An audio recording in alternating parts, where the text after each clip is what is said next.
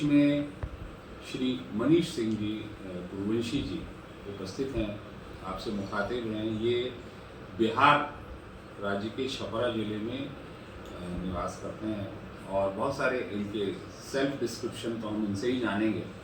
लेकिन ये बड़ा इंटरेस्टिंग है कि हम अपने भूगोल को से बाहर जाकर ऐसे लोगों से मिल पा रहे हैं जो जिन्हें देखने पे बरक्स ऐसा लगता है जैसे हम अपने आईने से मिल रहे हैं।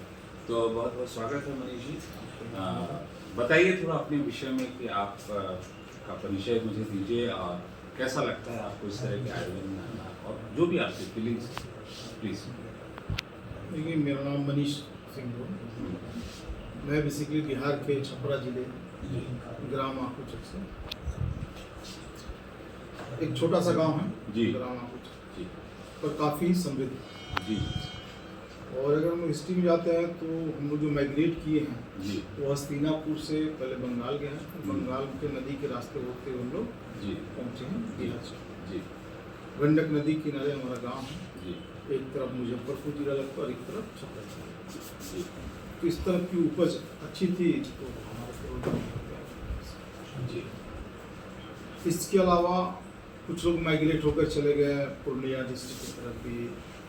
तो आकुचक से माइग्रेट होकर हमको लगता है कि बहुत सारे अलग अलग राज्यों में भी हैं।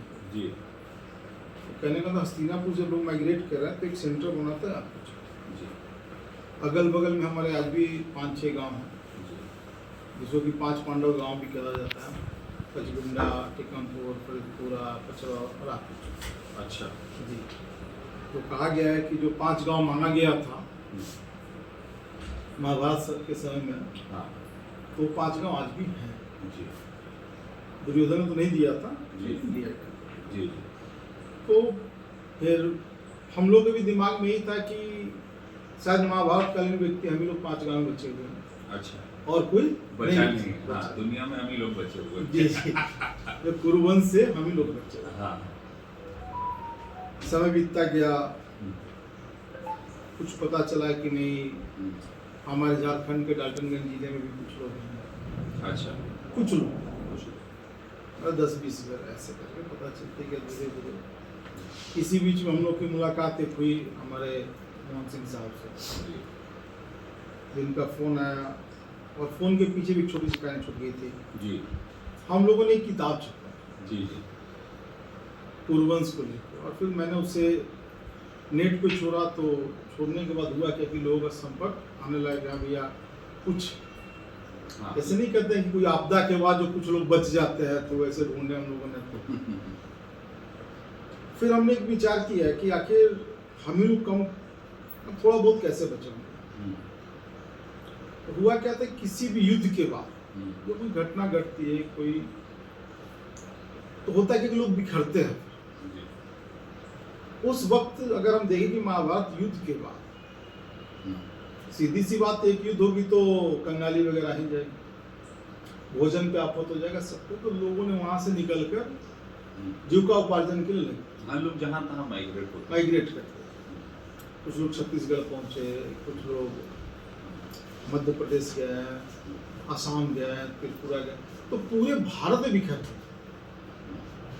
ये आप नहीं कह सकते कि सिर्फ आप एक राज्य में है सीमित हो गए, पूरे भारत में। और क्या हुआ कि इसमें अब क्या हुआ कि जो कौरव थे, कुरु कहलाते थे, वो अब चेंज हो। पांडव से लोगों ने तोमर की तरफ टाइटल रख लिया। तोमर भी है, वो भी आपके कुरुवंशी ही हैं। जो बिष्ट हैं वो भी कुरुवंशी ही हैं। अच्छा जैसे कि अगर आप कहें तो अभी वर्तमान में हमारे देश में 2 मुख्यमंत्री कुरुवंश हैं अच्छा जी। एक है विष्णुदेव साय जी, हाँ और दूसरे हमारे उत्तर प्रदेश के योगी आदित्यनाथ। अच्छा हाँ, वो भी आपके कुरुवंश समाज से। लेकिन क्या होगा, बदलते चले गए नाम, टाइटल बदलते चले गए, नाम बदलते चले गए। तो इसमें मनीष जी क्या हम इसको ऐसे माने कि जो हमारी बोलियां, भाषा, इनका जो अंतर है या भूगोल का अंतर है, इन सब से नाम या जातियों का थोड़ा उच्चारण में अंतर आता गया? बहुत जी जी देखिए, वो तो ऐसे भी कहा गया ना कि एक कहावत है कि कोस कोस पे बदले पानी, जी 4 कोस पे वानी।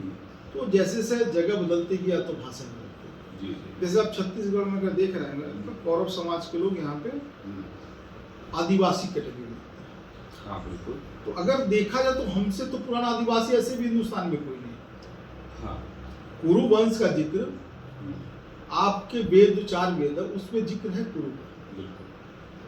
वेद में अगर जाइएगा तो उसमें सूर्य वंश का जिक्र नहीं, सीधा कुरु वंश का जिक्र।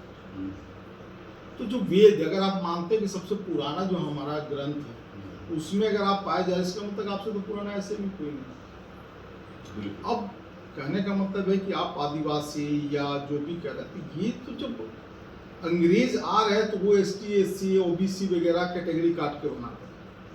उसके पूर्व में जाइएगा तो ऐसा नहीं था। वो क्या था, आदिवासी जंगलों में वास करने वाले को जंगलवासी कर देते हैं, जो आदिकाल से रह रहा है, जो शुरू से आदिकाल से। तो यहाँ पे हर मनुष्य है। हाँ। अगर आदिकाल से नहीं है भैया तो ऐसा कुछ थोड़ी है कि कोई प्रकट तो यहाँ हुआ नहीं। बिल्कुल। जब हम प्रकट हो नहीं रहे तो सीधी सी बात है, हमारे पूर्वज जो थे यहाँ पे थे तभी हम आज जनरेशन का तो चैन बाई चैन ही चल रहा है ना। ऐसा तो नहीं कि अचानक कुछ जाति के लोग यहाँ प्रकट हो गए हैं।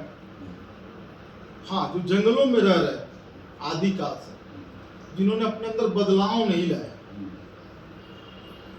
जैसे हम लोग अपने खेत की तरफ चले गए, खेती किए तो भाई नए नए औजार का आविष्कार किया गया।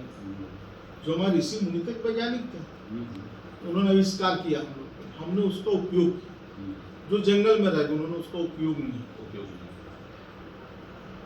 इसलिए आप कह सकते हैं, अब बीच में आप सुना है कुछ लोग बोलते हैं कि भाई खास करके हम लोग कास्ट को राजपूत की वो बाहर से माइग्रेट करते हैं, या हम कब माइग्रेट करके आए ये तो बताइए। पृथ्वी तो एक समय था, अगर हम लोग अपने ग्रंथ को ही देखें तो पूरा जो पृथ्वी का देखा जाए तो उस वक्त में पूरी की पूरी जमीन अधिक थी और पानी कम था।